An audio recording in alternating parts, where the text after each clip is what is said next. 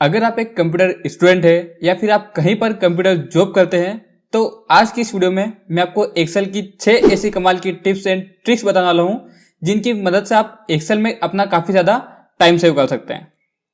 तो चलिए बिना टाइम वेस्ट किए हम इस वीडियो को स्टार्ट करते हैं। हेलो गाइस, मैं हूं विपिन शर्मा और विपिन शर्मा टेक्नोलॉजी चैनल में आपका स्वागत है।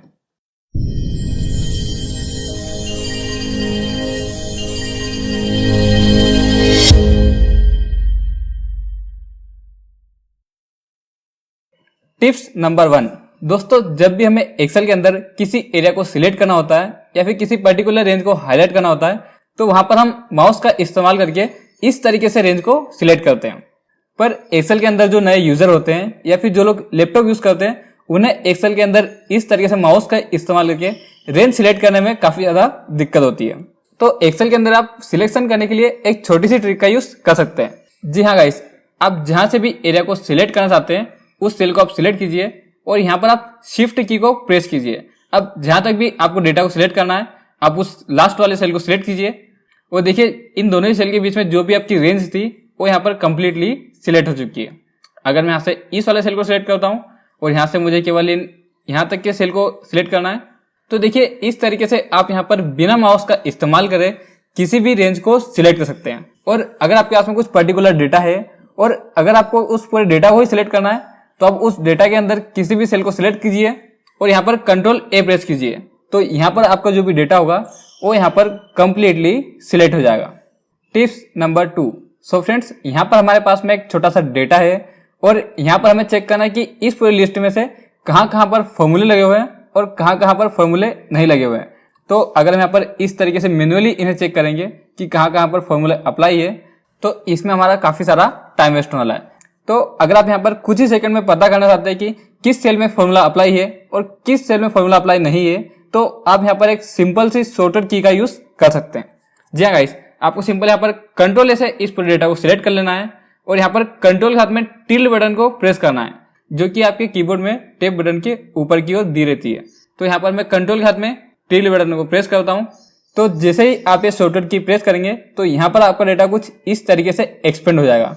और देखिए यहाँ पर इस पूरे डेटा में से केवल इन 2 सेल पर ही फॉर्मूला अप्लाई नहीं है, बाकी यहाँ पर सभी सेल में फॉर्मूला अप्लाई है। तो इस तरीके से आप इस शॉर्टकट की का यूज करके कुछ ही सेकंड में पता कर सकते हैं कि यहाँ पर किस सेल में फॉर्मूला अप्लाई है और किस सेल में फॉर्मूला अप्लाई नहीं है।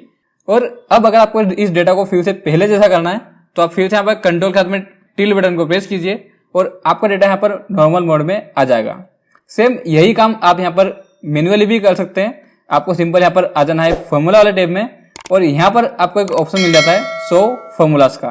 यहाँ पर क्लिक करके भी आप अपने फॉर्मूलास को देख सकते हैं। Tips number 3। सो फ्रेंड्स, यहाँ पर हमारे पास में एक कॉलम है जिसमें कि सभी एम्प्लॉयज के नेम, सैलरी और सिटी शामिल है और हमें यहाँ पर सभी एम्प्लॉयज के नेम, सैलरी और सिटी को अलग अलग कॉलम में टाइप करना है।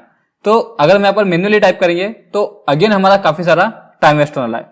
तो चलिए इस काम को करने के लिए मैं आपको एक बहुत ही सिंपल सी ट्रिक बताता हूँ। नाउ यहाँ पर आपको कर लेना है इस पूरे डेटा को सिलेक्ट। मैं यहाँ पर नेम से स्टार्ट कर रहा हूँ क्योंकि हेडिंग्स हमारी यहाँ पर ऑलरेडी टाइप है। तो यहाँ पर मैं इस पूरे डेटा को सिलेक्ट करके यहाँ पर मैं आ जाता हूँ डेटा वाले टैब में और यहाँ पर आपको एक ऑप्शन मिलेगा टेक्स्ट टू कॉलम का। इस पर आप क्लिक कीजिए और यहाँ पर हमसे पूछ रहा है कि आप किस तरीके से यहाँ पर डेटा को टेक्स्ट टू कॉलम में करना चाहते हैं, डिलिमिटेड या फिर फिक्स्ड विड्थ। तो यहाँ पर मैं डिलिमिटेड को सिलेक्ट करता हूँ और यहाँ पर मैं नेक्स्ट प्रेस करता हूँ। अब आपके डेटा में यहाँ पर क्या है, यानी कि कुछ तो होगा ना। अगर स्पेस है तो आप यहाँ पर इसे स्पेस कीजिए तो देखिए यहाँ पर स्पेस के अकॉर्डिंग अलग होगा। और अगर आपके डेटा में यहाँ पर कोमा है तो आप यहाँ पर कोमा पर क्लिक कीजिए। यहाँ पर कोमा के अकॉर्डिंग यहाँ पर आपके टेक्स्ट को कॉलम में कन्वर्ट करेगा। और अगर कोई अदर साइन है तो उसे आप यहाँ पर अदर को सिलेक्ट करके उसे आप यहाँ पर टाइप भी कर सकते हैं। देखिए जैसे कि मैं यहाँ पर अदर सिलेक्ट करके यहाँ पर कोमा ही प्रेस करता हूँ तो देखिए यहाँ पर अलग अलग कॉलम में हमें दिखा रहा है, बट यहाँ पर ऑलरेडी कोमा दिया गया है तो मैं यहाँ पर इसको सिलेक्ट करता हूँ और यहाँ पर नेक्स्ट पर क्लिक करता हूँ। उसके बाद यहाँ पर आपको डेस्टिनेशन देना है कि आप कहाँ पर इस डेटा को लेकर जाना चाहते हैं। तो यहाँ पर मैं इस वाले सेल को सिलेक्ट करता हूँ एंड यहाँ से फिनिश करते हैं। तो देखिए यहाँ पर केवल कुछ ही सेकंड में हमारा डेटा टेक्स्ट टू कॉलम में कन्वर्ट हो चुका है। Tips number 4। सो फ्रेंड्स, यहाँ पर हमारे पास में एक छोटा सा डेटा है जिसमें कि यहाँ पर कुछ एम्प्लॉयज के नेम है और यहाँ पर उनकी टोटल सेल्स दी गई है। और इस डेटा के अकॉर्डिंग यहाँ पर हमने एक चार्ट बनाया हुआ है। अब मेरे बॉस ने मुझसे कहा कि आप इस चार्ट के अंदर यहाँ पर टारगेट लाइन को भी ऐड कर लो। अब आप में से ज्यादातर लोग यहाँ पर इस टारगेट लाइन को ऐड करने के लिए इस चार्ट को डिलीट करके फिर से एक नया चार्ट को क्रिएट करेंगे, बट आपको यहाँ पर इतना सब कुछ करने की जरूरत नहीं है। आपको सिंपल इस टारगेट लाइन वाले कॉलम को सिलेक्ट कर लेना है और यहाँ पर आपको कंट्रोल सी से इसे कॉपी कर लेना है। उसके बाद आपको यहाँ पर चार्ट पर क्लिक करना है और यहाँ पर कंट्रोल वी से पेस्ट कर देना है। तो अब देखिए यहाँ पर आपके चार्ट में टारगेट लाइन ऐड हो चुकी है। सो इस तरीके से अगर आपको किसी भी चार्ट में एडिशनल कॉलम को ऐड करना है तो आप सिंपल यहाँ पर उस डेटा को कॉपी करके अपने चार्ट पर पेस्ट कर दीजिए और यहाँ पर ऑटोमेटिक अपडेट हो जाएगा। Now tips number 5। So friends, यहाँ पर हमारे पास में एक हेडिंग है और यहाँ पर हमें हिंदी में टाइप करना है जो भी इनके क्रमांक है, यहाँ पर विद्यार्थी के नाम है और यहाँ पर उनकी कक्षा है। ये सब हमें यहाँ पर हिंदी में टाइप करना है, बट मुझे हिंदी टाइपिंग करना नहीं आती। सो अगर आपको भी कंप्यूटर में हिंदी में टाइपिंग करना है तो ये ट्रिक आपके लिए बहुत ही यूजफुल वाली है। जी हाँ गाइस, आपको सिंपल यहाँ पर रिव्यू वाले टैब पर क्लिक करना है और यहाँ पर आपको एक ऑप्शन मिलेगा ट्रांसलेट का, इस पर आप क्लिक कीजिए। तो जैसे ही आप यहाँ पर ट्रांसलेट पर क्लिक करेंगे तो यहाँ पर साइड में आपके ट्रांसलेट पैनल ओपन हो जाएगा। अब यहाँ पर आप जिस भी भाषा में टाइप करने वाले हैं उस लैंग्वेज को सिलेक्ट कर सकते हैं, जिस लैंग्वेज में आप टाइप कर रहे हैं। उसके बाद जिस लैंग्वेज में आपको इसे कन्वर्ट करना है, जैसे कि मैं यहाँ पर इंग्लिश में टाइप करूंगा तो मैं यहाँ पर इंग्लिश सिलेक्ट करूंगा और अब मैं नाम को हिंदी में कन्वर्ट करना चाहता हूं तो मैं यहाँ से हिंदी को सिलेक्ट कर लूंगा और अब मैं यहाँ पर टाइप करता हूं अरुण पाटीदार। तो देखिए कुछ ही सेकंड में इसने हमें यहाँ पर इसे हिंदी में ट्रांसलेट कर दिया। अब सिंपल आप यहाँ से इस नाम को कॉपी कर लीजिए और यहाँ पर आकर आप इसे कंट्रोल वी से पेस्ट कर दीजिए। तो अब देखिए यहाँ पर हिंदी में आपका नाम आ चुका है, लेकिन यहाँ पर मेरे पास में इस पूरे नाम की लिस्ट है जिन्हें मुझे हिंदी में कन्वर्ट करना है। तो यहाँ से मैं सिंपल इस पूरी लिस्ट को सिलेक्ट कर लूंगा और आप देखिए कुछ ही सेकंड में यहाँ पर हमारी सभी लिस्ट के नाम इस तरीके से कन्वर्ट हो चुके हैं। अब सिंपल आप यहाँ से इन सभी नाम को कॉपी करके यहाँ पर इजीली पेस्ट कर सकते हैं। तो आई होप गाइस, एक्सेल के अंदर आपको हिंदी में टाइपिंग करने के लिए हिंदी टाइपिंग आना जरूरी नहीं है। Now tips number 6। So friends, इस वीडियो की लास्ट ट्रिक आपके लिए बहुत ज्यादा यूजफुल होने वाली है और साथ में बहुत ज्यादा टाइम सेविंग भी होने वाली है। सो जैसा कि यहाँ पर हमारे पास में serial number, name and salary. अब यहाँ पर जो भी एम्प्लॉय का डेटा हमारे पास में वो यहाँ पर एक ही कॉलम के अंदर दिया गया है। जैसे कि यहाँ पर फर्स्ट एम्प्लॉय है, फिर उसके बाद एम्प्लॉय का नेम है एंड यहाँ पर उनकी सैलरी है। उसके बाद यहाँ पर सेकेंड एम्प्लॉय है, उसके बाद सेकेंड एम्प्लॉय का नेम है एंड यहाँ पर उनकी सैलरी है। ठीक इसी तरीके से हमें यहाँ पर बाकी एम्प्लॉयज का डेटा भी दिया गया है और हमसे यहाँ पर बोला गया है कि आप इस डेटा को अलग अलग कॉलम में टाइप कर दीजिए।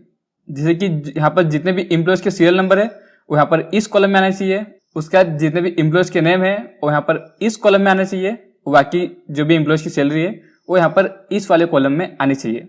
ठीक इसी तरीके से हमें यहाँ पर डेटा को लेकर आना है। इस काम को कैसे करते हैं अगर आपको यहाँ पर आइडिया नहीं होगा तो आप यहाँ पर सिंपल बार बार कॉपी पेस्ट करोगे और यहाँ पर आप काफी सारा टाइम वेस्ट कर दोगे। नाउ अब आपको यहाँ पर करना क्या है ये आप यहाँ पर देखिए। यहाँ से मैं इस हेडिंग को डिलीट कर देता हूँ।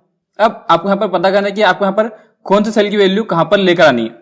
जैसे कि यहाँ पर जो भी हमारा सीरियल नंबर वाला सेल है जो कि है A1, उसका नेम वाला कॉलम है जो कि है A2 और थर्ड है हमारा सैलरी वाला कॉलम।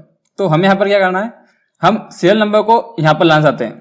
अब हम चाहते हैं कि सीरियल नंबर वाला सेल हमारा यहाँ पर आ जाए और नेम वाला सेल हमारा यहाँ पर आ जाए। तो अब आपको यहाँ पर क्या करना है, आपको यहाँ पर किसी भी एक कैरेक्टर को सिलेक्ट कर लेना है। वो कैरेक्टर कोई भी हो सकता है, ABCD जो भी आपको उचित लगे। तो यहाँ पर मैं V कैरेक्टर को लेता हूँ।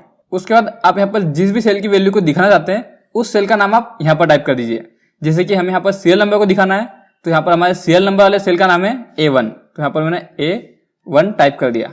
अब नेक्स्ट कॉलम में हम चाहते हैं कि यहाँ पर हमारा नेम वाला सेल आए तो यहाँ पर हम टाइप करेंगे VA2, ठीक है। और सैलरी को हमें यहाँ पर तीसरे कॉलम में दिखाना है तो हम यहाँ पर टाइप करेंगे VA3 इस तरीके से। अब यहाँ पर जो भी पहले एम्प्लॉय का सीरियल नंबर है उसे हम यहाँ पर लाना चाहते हैं तो इसका नाम यहाँ पर A4, तो यहाँ पर हम टाइप करेंगे VA4। उसके बाद एम्प्लॉय के नाम को हम यहाँ पर लाना चाहते हैं तो यहाँ पर हम टाइप करेंगे VA5 और सैलरी को हमें यहाँ पर दिखाना है तो यहाँ पर हम टाइप करेंगे VA6। अब इतना टाइप करने के बाद में आपको सिंपल इस पूरे डेटा को सिलेक्ट कर लेना है और यहाँ पर आपको इसे ड्रैग कर देना है। अब जहां तक भी आपका डेटा है उतना आप ड्रैग कर सकते हैं। जैसे कि हमारा डेटा यहाँ पर A13 तक है तो यहाँ पर मैं से A36 तक ड्रैग कर लेता हूँ। अब ड्रैग करने के बाद में कंट्रोल A की मदद से आपको इस पूरे डेटा को सिलेक्ट कर लेना है और अब आपको यहाँ पर प्रेस करना है कंट्रोल H।